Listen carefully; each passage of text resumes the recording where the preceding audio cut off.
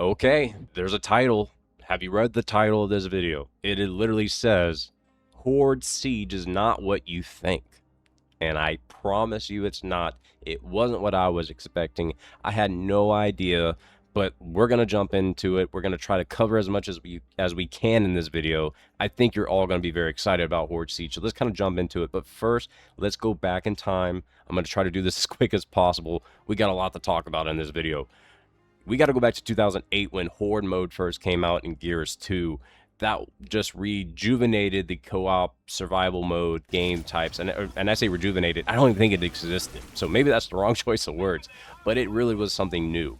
I think we were only competing against maybe zombies, which had waves or rounds. Then we get waves 1 through 50 with Horde, and you're playing with your buddies on the multiplayer maps, and you're just like, yeah, I got this boom shield, and you just post it up, and you're just going ham with the, playing and trying to defeat the bosses on the, the boss waves, which there really wasn't much bosses, but it was like, you get like a cleaver guy running up and trying to beat you up and the reavers and all that. But that's Gears 2. Then you get Gears 3, you get Horde 2.0. They add all these different fortifications. You get to play with the silverback. You get to upgrade these. You get to add decoys. It just went all the way out, and it was just absolutely amazing for Gears 3. And then you get Gears 4, and Gears 4 changes it up, and now you got classes and weapons and or weapon upgrades, if you will, through the class skill card system. And Gears 4 is its own little thing. I'm not going to go too crazy on that, but that is the gist of 4. And then Gears 5 takes it to another level with many different classes, various ways of playing. They tie it in with Escape, which was a great mode for what it was, short-lived. It launched terribly because the ecosystem, the power creep was a little difficult because there wasn't a lot of energy. I'm not going to spend all the time on that, but if you played Horde during Gears 5, you know at the beginning it was a little rough. Shout out to Michael Shannon for fixing and decoupling classes from a character skin in the early operation, so massive save there. But here is what Horde Siege is, now that we got the history out of the way. It's EA's take on Horde, that idea, and evolves it by a lot.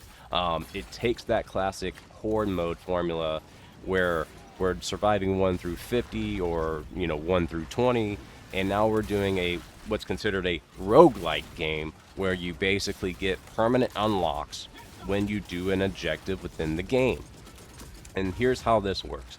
You have main objectives and you have side objectives. Your side objectives, I would definitely recommend you to do.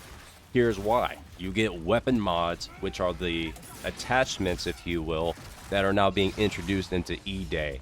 The Coalition has taken a massive leap and a massive chance on these new elements of playing, in my opinion, for player retention, trying to get people to play longer in their games. So now you have these rotating objectives that are kind of spread throughout a decently large scale map. I'll talk a little bit about that in a second. You're doing these objectives like defending a zone, taking a point, repairing a machine, doing a little bit of a fetch and a deliver of an item, or escaping a particular area, aka the main objective is to extract. We'll talk a little bit more about that. So yes, we do have a full-blown extraction mode. It takes that escape element where you have to get through the map and escape. That's what this is. It takes a little bit of Horde and escape and blends it together like an extraction, if you will. The economy system in Horde Siege is still your energy, so you get energy for kills and doing the objectives, and you spend it at the shop or the forge, not the fabricator, but now there's a forge system in the game where you can upgrade your weapons and guns by buying ammo or upgrading your squad perks.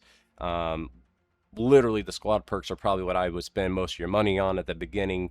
So yeah, you buy your way to get stronger, essentially.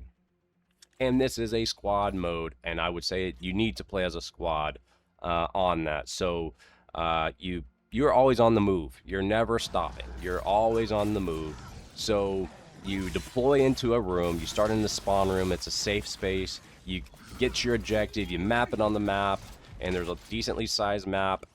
Let's talk about the map for a second. It's not as big as a Warzone map, but it's the size of an Apex maps from Apex Legends potentially, where you can get through and traverse it fairly quickly. It's not going to take you too much time, but you will be on the move. You're always doing something. Then you're doing those side objectives that I just talked about. Or there's some survive away for 1 through 3 waves. You build your defenses if you want. You get upgrades. You get special, like, supply caches, which are kind of like a supply drop, which is a little different from, like, the Warzone element, where in Warzone you would get your loadout, but in this game, when you get a supply drop or a supply cache, you're getting upgrades like a secondary equipment. So not a smoke or a frag grenade, but you're able to get an equipment to throw down caltrops or razor wire or a machine gun, small portable turret type situation. And then you ultimately extract from the game. And the reason that it's built this way is that you're in this large place doing all these objectives and you're collecting these weapon mods. And the idea is to probably get as many weapon mods as you can so you can upgrade your classes.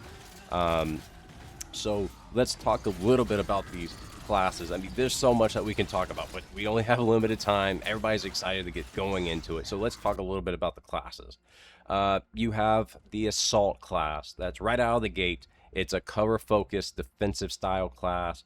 It has a skill called, I believe it's called the Disruptor, which inflicts a stun on enemies, and it hits them so hard that it can kill them. So it's really nice. And it really is basically like you kind of hold in a spot, you control the crowd a little bit, like you're kind of CCing them if you're familiar with MOBA games or RPG games or action RPG games.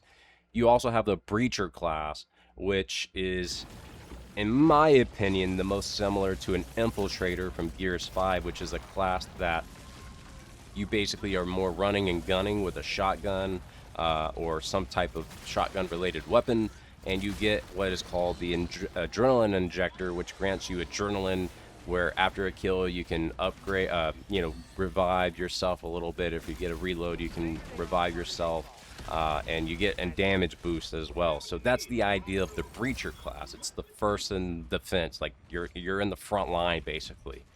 Then you also have the medic, or we'll talk about the medic in a second. Then you have the Marksman class, which uses an ultimate ability called the Pulse Drone, which if you played Gears 4, and I think in Gears 5 you can ping.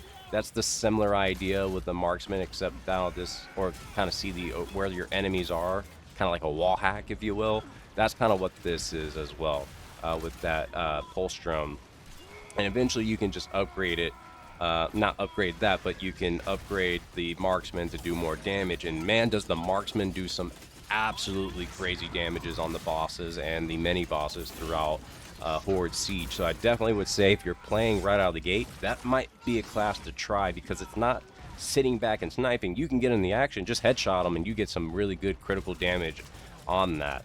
And the last class is the Medic class, which again, fairly simple, straightforward. You get stem, you can throw it down on the ground, and it revives. And it revives you if you go down. It revives your teammates, and it gives you that health bonus as well. So it's really nice. It is very overpowering, especially the start.